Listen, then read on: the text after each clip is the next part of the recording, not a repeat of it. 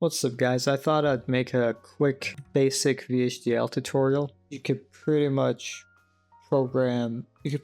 create any piece of hardware using this language and having an FPGA of course. So I'm using ModelSim as an editor, but you could use Notepad or whatever. The only difference is that you do get a simulator with this tool, which is helpful without the need to pick the FPGA model, so you could just prototype some code quickly. So the first thing we want to do is call in libraries that we'll be using. It's very standard to call in the IEEE standard logic libraries, but we don't actually need those, and for very simple things you'll see that there's no need for a library. Then we'll have the entity definition. We'll make a basic AND gate, and VHDL is case insensitive, so you could write your entity name all lowercase. It's the same thing. Doesn't matter how you write it. We'll say A is an input of type standard logic, and this is where the import statement comes in handy. So if I don't have the imports, if these were both commented, then you'd have to say, okay, this is type bit. Or if you have multiple bits, you'd say bit vector. But you can substitute these out for standard logic and standard logic vector. So in our case, A is of type standard logic, and you could type that in lowercase as well, it doesn't matter. B is also standard logic, and then we'll have our output Y as our output, which is also standard logic. The syntax is a little bit weird. The last item does not have, the last, I guess, input output entity definition doesn't have a semicolon. If this was a vector, we would say standard logic vector, if I could spell vector, or a bit vector, but then you have to specify how wide that vector is. So you could typically something like, if it's 4 bits, you'd say 3 down to 0. This is the most used syntax. You could say something like 0 to 3, but this gets confusing. It's a lot easier to say 3 down to 0, and this just means it's a 4-bit vector. Now, if you're importing these types, you might be able to say unsigned based on what things you're importing, but we'll keep it basic for now. Also, importing the IEEE libraries helps you when you're doing some of the shifting or multiplication logics with different types of vectors, like unsigned vectors, because they have overloaded definitions. I'm not sure how, but there was a way to go see the definition. Go online and read more about the definition of this library. You can just look up its name and you'll see a lot of different chat about it. You'll see all the definitions for all the operations on it. So this is our library declaration up here. I'll add a comment. Library declarations. Then we have our entity declaration. This is not done. We need to say AND gate. You might be able to declare, I don't think you can declare multiple entities. But this is our component. These are the things that are facing the outside world. Once we're done with those, we will start the architecture. We say architecture, behavioral, AND gate. You can change out the word behavioral, but it's typically what we use as long as it matches. So then we say begin, and then we have AND behavioral. And obviously if this is in lowercase, it doesn't matter because it's case insensitive. So typically the word begin is written on a new line, because between the architecture and begin, you can define signals here. So these are inner signals that are not facing the outside world. So signal definitions, or if you need to instantiate another component within your bigger component. So if this is a computer, you might have RAM or some smaller parts inside of it. So here you can put whatever components you want to put inside your AND gate. In our case, we don't have anything. So all we need to do is to have a current statement saying that Y gets A and B. And this will update instantly, almost instantly. And this should work for an AND gate. Now you have other operations. Instead of just AND, you could put NOT, or A or B. If you want to concatenate two, so this is a bit and this is a bit, and if you want to concatenate them, you'd put an AND there. But obviously Y would have to be 2 bits. I'll change this back. Now, this is a concurrent statement. I'm going to show an example. I'm going to delete this, but you could also have a process. So I could say process and then begin and then end process. Sorry. Okay. So if you have multiple, they're blank for now, right? But let's say I could say process that is sensitive to clock, meaning every time the clock changes, it will execute whatever is in the process. And what I could have in here is something like y. I'll keep it very simple. Let's make it sensitive to A and B. Let's make a process sensitive to A, comma B. And every time A or B changes, we will give y whatever the value A and B. Now this process would happen at the same time as this statement and as this process, whatever is in here. But the statements within the process are evaluated sequentially. So let's say I have two statements in here. I say y gets A and B, and then I have y gets 1. Well, by the end of the process, y will always be 1, no matter what this evaluates to, because it will only get what happened in the end. So what you could do is something where you put the default. So if you want, oh, y will get z, whatever that is, by default, then you could do it like that. Oh, it will get z by default, which I believe is high impedance or something. But then it gets A and B.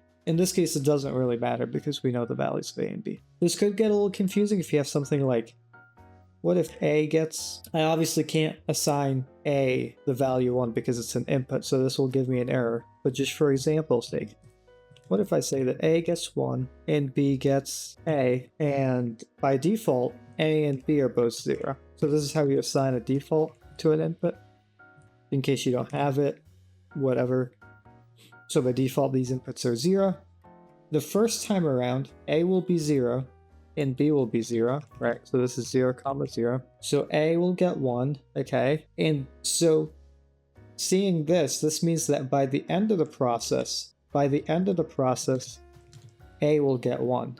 But currently at this point in time, A equals 0. So when this happens, B will get 0 and 1, because the values don't update until the end of the process. The next time around, if this comes in here again, then it will be 1, 0. 1 for A, B will be 0, and then B will become 1 again. This is a little confusing at first, but you'll get used to it as you go. Let's just keep it one concurrent statement, simple stuff. Let's try and compile it. Compile, test. Alright, compiles just fine, no errors. Let's go into the test bench. So for our test bench, it will be the same exact start, library definitions, and then the entity. For our case, the entity will be empty because it's not going to interact with the outer world. This is just a test bench. The goal of the test bench is to make an AND gate component and then test that against what we think should happen. So in the architecture, we have begin, and then we have end behavior, of course, yeah. But here, in the original AND gate, we don't have any components inside of our AND gate, but in the test bench, we will make an AND gate. So we will have the following component AND gate. So this will instantiate the AND gate that we wrote earlier, and it will give it, we need to define the ports for it. So A is an input, B is an input, Y is an output. This is just copy pasted from here. It's the same exact thing. I'll actually copy it the same way. Except here we'll say component instead of entity, because this is not interacting with the outside world. Now after making this component, we want to make internal signals that can interact with this component to kind of help illustrate that. So we have our AND gate right here. So this is AND gate. And what we're saying is that it has two inputs, like inputs A and B, and it has an output Y. And then what we're saying is that we're going to put this AND gate inside of our test bench called AND gate TB, and we will make inner signals A. I'll color these different. We'll make inner signals A, B, and Y, and we will connect these. That's what we're gonna do here. And I think keep this up on the side. So what we have to do, so we've defined the AND gate right here. We added it as a component to our test bench, and now we need to define those inner signals. We'll say signal A of type standard logic, but it's 0 by default. Yeah. Since we're connecting the signals and these are going to be 0 by default, we don't actually need this part. It's not wrong, it doesn't matter. And here are the rest of the signals. Now we can't assign a default to an output. We shouldn't do that. Yeah, there's no point in doing that. Now here we're going to do a process, and we can actually name. So this is our area where we can write concurrent or processes, a statement or processes. So we can name the process a singulus process. We'll have begin and end, end process. Now here we will have our sequential logic, but remember that will only count for what happens at the end. But remember that all the sequential logic will execute at the end of the process, not step by step. Just for the information between the process and begin, just like how between architecture and begin we can define signals in smaller components like we did up here, between the process and begin we can define variables, which are kind of variables get instantly updated, unlike variables. So if I have a variable a and I'll give it 0, it will instantly become 0 instead of waiting at the end. Instead of only getting assigned at the end of the process, it usually helps with for loops and things like that. Not going to be needed here. And just for the information, there's also gen statements, and which generates components. So if you wanna generate 100 AND gates, you would use a statement like that. There's gen statements, and then there's one statements, which are kind of like switch statements. I think I can write a quick example. Case, whatever the state or some variable that's changing, you'd say is, and then you could end case, you could say something like, oh, when it's 001, then do this stuff. Then some variable like data gets some other value, whatever, and you keep going. Okay, when it's 010, etc. Right? You could also have one statements inside of a process. So you could also, so just to show a bit of a syntax. So this is like an opcode. So this is one way to write when statements. You could say data gets whatever is the input, right? Whatever that you'd like. Sorry, going off on a tangent right here. You could say, well, my next state gets when opcode equals something, right? And you could go else it would get multiply when opcode equals, and you'd keep going and then end it with a semicolon. This is the way you write cases inside of a process for an easy if-else statement, and this is the way you write them outside of a process in a concurrent fashion. Now, these are one statements. There's also with. You could say with code select, and it's another confusing syntax, and then you'll go, this gets something when. Kind of like the cases on 000. Just like the cases example where it was like this, except the one goes on the right hand side. I rarely use those. I typically use cases and the concurrent one statements like these ones right here. Otherwise, you'll be left with if-else statements. If something, then whatever, and then end if. And that's how these statements go. You have else if, elif, of course, and everything else. Anyways, back to this. We have our stimulus process, and we basically want to test every single combination and report on it, if it works or not. So we have our stimulus process, and our goal, we're going to hold reset for 100 seconds. 100 nanoseconds, basically give it no input for 100 nanoseconds just to pause. It's always good to do this when you're testing, but we don't have an actual reset signal. So this is what we have to deal with for now. And then we'll send it different stimulus. When A and B are 0, we will wait for 10 nanoseconds, and then we'll assert we're expecting that the output is also 0. If it's not, we will report this as an issue in our code, and so on. When A and B are both 1, then we expect that Y is 1.